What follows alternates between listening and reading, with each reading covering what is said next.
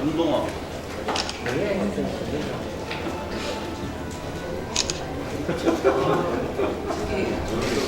언론인 분들 다 들어오셨으면 문을 좀 닫아주시면.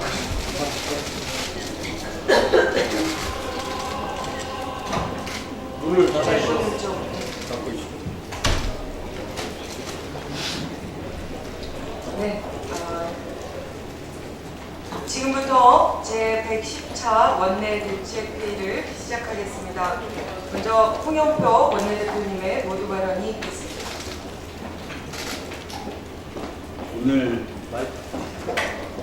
오늘은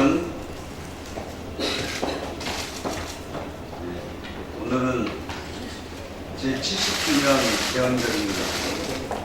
1948년 제정된 대한민국 헌법은 지난 헌정사 동안 권위주의 정권에 의해 순환을 겪어왔지만 위기 때마다 국민들이 떨쳐 일어서서 지켜냈습니다. 4.19 혁명, 5.18 광주 민주화운동, 60 민주항쟁, 그리고 촛불혁명까지 우리 헌법에는 수많은 국민들의 희생이 담겨 있습니다.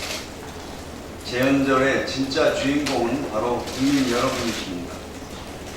역사적인 제헌절을 맞아 70년 전 제헌 헌법의 정신을 되새겨봅니다. 제헌 헌법은 여전히 그 역사적 의미를 잃지 않고 있습니다. 이미 70년 전 자유, 평등, 정의의 가치를 실현하기 위해 민주주의, 법치주의, 국민의 기본권 보장, 권력 분립 등 현대적 의미의 법 질서를 확립했습니다. 특히 대한민국의 경제 질서는 모든 국민에게 생활의 기본적 수요를 충족할 수 있게 하는 사회 정의 실현과 균형 있는 국민 경제의 발전을 기본으로 삼는다는 제84조는 여전히 퇴색되지 않은 메시지를 전하고 있습니다. 문재인 정부가 추구하는 사람 중심의 경제, 더불어 잘 사는 경제에도 제헌 헌법의 정신이 녹아 있습니다. 이제 국회가 국민이 지켜온 헌법을 국민의 삶 속에서 구현해내야 합니다. 민주당은 제헌절 70주년을 맞아 제헌 헌법의 정신을 되새기고 국민 모두가 행복한 사회를 만들겠다는 약속을 반드시 지켜나가겠습니다. 공정위가 어제 최저임금 인상에 따른 편의점주와 가맹점주의 부담을 덜어줄 대책을 발표했습니다. 편의점과 외식업 분야 200개 대기업의 불공정 행위를 조사해 광고, 판촉비를 영세 자영업자에게 전가하는 등 갑질 행위를 근절하겠다고 했습니다. 또 가맹본부가 가맹점의 영업지역을 일방적으로 변경하는 것을 금지하는 내용으로 가맹사업법 개정도 추진하기로 했습니다. 대기업 가맹본부의 불공정 행위를 뿌리뽑겠다는 공정위의 의지에 박수를 보냅니다. 사실 최저임금 인상 문제가 일과 을의 갈등으로 비춰지고 있지만 문제의 본질은 편의점주, 가맹점주와 같은 자영업자들이 부담해야 하는 불공정 계약과 과대한 임대료 인상에 있습니다. 어제 전국 편의점 가맹점 협회가 대기업 가맹본부에 대해 수수료를 인하하고 점포 간 근접 출점을 중단하라고 요구한 것도 이 때문입니다. 가부 횡포와 불공정 행태를 해결하지 않고서는 영세 자영업자들이 고용을 유지할 수 있는 소득과 임금 지불 능력을 갖추는 것은 불가능합니다. 공정위가 이번에 철저한 조사와 점검을 통해 대형 가맹본부와 가맹점 간 불공정 거래 관행을 확실히 뿌리뽑기를 기대합니다. 정부 여당은 오늘 아침 당정 협의를 통해 하반기 저소득층의 소득 보전과 일자리 창출 방안을 논의하고 차질 없이 이행하겠다는 각오를 가졌습니다. 민주당도 가맹사업법 개정안이 9월 정기국회에 제출되면 조속히 처리될 수 있도록 최선을 다하겠습니다. 또 국회에 계류 중인 상가 임대차 보호법 개정안도 야당과 협의를 통해 조속히 처리해 나가겠습니다. 이를 통해 영세 자영업자, 소상공인의 쫓겨나지 않을 권리를 보장하겠습니다.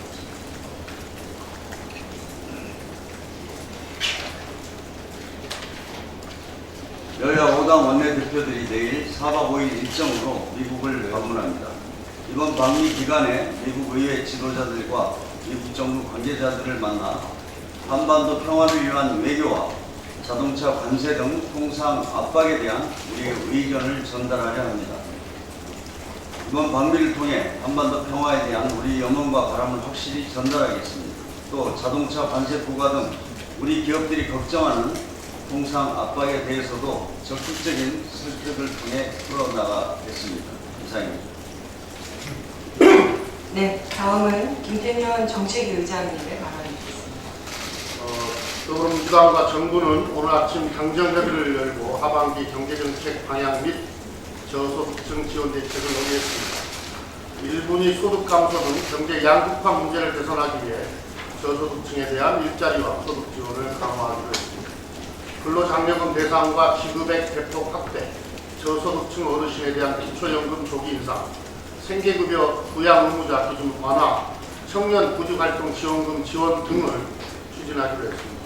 당정은 앞으로도 저임금 노동자와 저소득층의 인간다운 삶을 보장하기 위해 다양한 방안을 추진해 나갈 것입니다.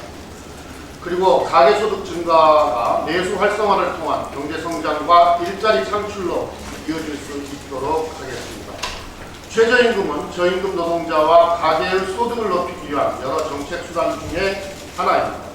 최저임금 인상에 따른 한간의 우려들에 대해 잘 알고 있습니다. 그러나 최저임금위원회가 두 자릿수 인상 결정을 한 것은 극심한 양극화로 우리 경제의 이 구조적 위기를 극복하기 위한 불가피한 결정이었다고 생각합니다. 당정은 영세 자영업자와 소상공인의 부담을 완화하고 최저임금 인상의 연착륙을 위한 대책을 마련하겠습니다. 오늘 논의한 저소득층 지원 대책 외에 일자리 안정자금 개선, 소상공인 카드 수수료 인하, 상가 임대차 보호 등 최저임금 인상 후속 대책을 조만간 발표할 예정입니다. 그리고 가맹점주와 하도급 업체의 최저임금 인상 부담을 본사, 대기업과 나누는 방안도 추진할 것입니다. 마침 자유한국당도 소상공인과 자영업자를 위한 대책의 필요성을 주장하고 있습니다. 자유한국당이 상가 임대료, 신용카드 수수료, 프랜차이즈 가맹료에 대한 입법화를 서둘러야 한다고 말하는 것은 듣던 중 반가운 소리입니다. 이제 국회가 할 일을 좀 해야 합니다. 상가 계약 갱신 청구권을 10년으로 연장하는 내용을 담은 상가 임대차 보호법 개정안이 자유한국당의 반대 때문에 몇 년 동안 법사위에 갇혀 있었습니다. 자유한국당도 상가 임대료 문제 해결을 위한 입법화를 강조한 만큼 이번 7월 국회에서 반드시 결론을 내야 합니다. 법사위의 대리 중인 상가 임대차 보호법 개정안을 7월 26일 국회 본회의에서 처리할 것을 야당에 촉구합니다. 자유한국당은 최저임금 인상을 재심의하라는 식의 정치 공세는 중단하고 생산적 논의에 나서주기를 바랍니다. 영세 자영업자와 소상공인들의 임대료 문제 해결을 위한 상가 임대차 보호법의 7월 국회 처리에 야당의 적극적인 협조를 당부드립니다. 남북 협력 사업들이 이번 주부터 본격적으로 이행에 들어갑니다. 철도, 도로, 산림, 체육 등 분야별 회담을 통해 합의한 사업들을 하나씩 실천에 옮기는 것입니다. 우선 경의선 철도 등 문산에서 개성 연결 구간의 공동 점검이 곧 시작될 예정입니다. 산림 분야에서는 남북 접경 지역 병해충 공동 방제를 위한 현장 방문을 진행하기로 했습니다. 지금 개성공단에서는 남북 공동 연락사무소 설치를 위한 공사가 8월 중 개소를 목표로 박차를 가하고 있습니다. 다양한 분야에서 본격화되고 있는 남북 협력 사업은 한반도 평화와 번영의 마중물이 될 것입니다. 그리고 북미 간의 협상도 꾸준하게 진행되며 전진하고 있습니다. 미군 유해 송환이 성공적으로 진행된다면 이후 종전선언과 비핵화 협상에도 탄력이 붙을 것입니다. 더불어민주당은 정부와 함께 연내 종전선언과 한반도 평화체제 구축을 위해 최선을 다하겠습니다. 그리고 문재인 대통령께서 지난주 싱가포르 강연에서 말씀하셨듯이 한반도 비핵화와 평화를 기반으로 새로운 경제지도가 그려질 것입니다. 한반도 신경제지도 구상은 남북의 공동 번영을 이루고 우리의 경제 영토를 동북아와 유라시아로 확장하는 계획입니다.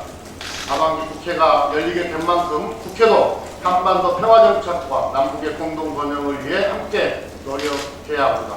남북관계 개선과 경협 활성화는 북한은 물론 우리에게도 새로운 도약의 기회가 될 것입니다. 본격적인 경제협력에 대비해 국회 차원의 준비가 필요합니다.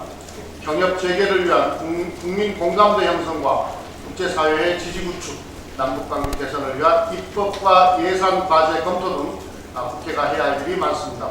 남북관계 개선과 경협 활성화를 위해 야당의 초당적 협조를 강조드립니다.